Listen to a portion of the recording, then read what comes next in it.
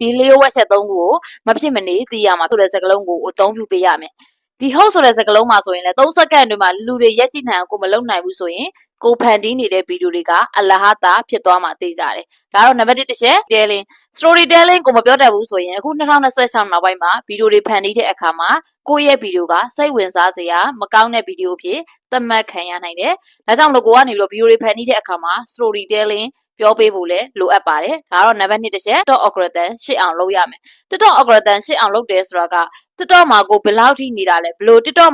ကိုဘယ်လောက်ကြာသုံးတာလဲပေါ့နော်အခု2026နောက်ပိုင်းမှာ TikTok မှာဆိုလို့ရှိရင် तू က WeChat တိုင်းကိုကြည့်တယ်သူရဲ့ TikTok platform ကိုဘယ်လောက်ကြာသုံးတာလဲသူရဲ့ TikTok ကို तू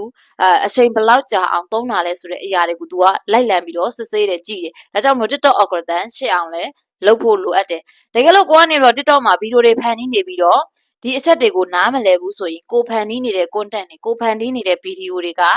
အလဟတာဖြစ်သွားမှာသိကြတယ်။အဲ့ဒါနဲ့ပတ်သက်ပြီးတော့ကိုတိုင်းက TikTok မှာဗီဒီယိုတစ်ပုဒ်ပေါအောင်လဲရိုက်တက်ချင်တယ်ဘလို့ caption တွေသုံးရမယ်ဘလို့စကားလုံးတွေကိုသုံးရမယ် story telling မပြောတတ်ဘူး host ဆိုတဲ့စကားလုံးတွေကိုလည်းမသုံးတတ်ဘူးဆိုရင်တော့ link ကိုယ်တိုင်စီစဉ်ပေးထားတဲ့ free class လေးတစ်ခုရှိပါတယ်စိတ်ဝင်စားတယ်ဆိုရင်တော့အခုချက်ချင်းပဲ link ရဲ့ TikTok profile link အောက်မှာ bio link ရှိပါတယ်အဲ့ဒီမှာသွားပြီးတော့ရင် join ထားပေးဖို့ပြောချင်ပါတယ်လူဦးရေအကန့်အသတ်နဲ့ဖွင့်လှစ်ထားတာဖြစ်တဲ့ကြောင့်လို့စိတ်ဝင်စားတယ်ဆိုရင်တော့အခုချက်ချင်းပဲ join ဖို့ပြောချင်ပါတယ်သင်တန်းထဲမှာစုံကြ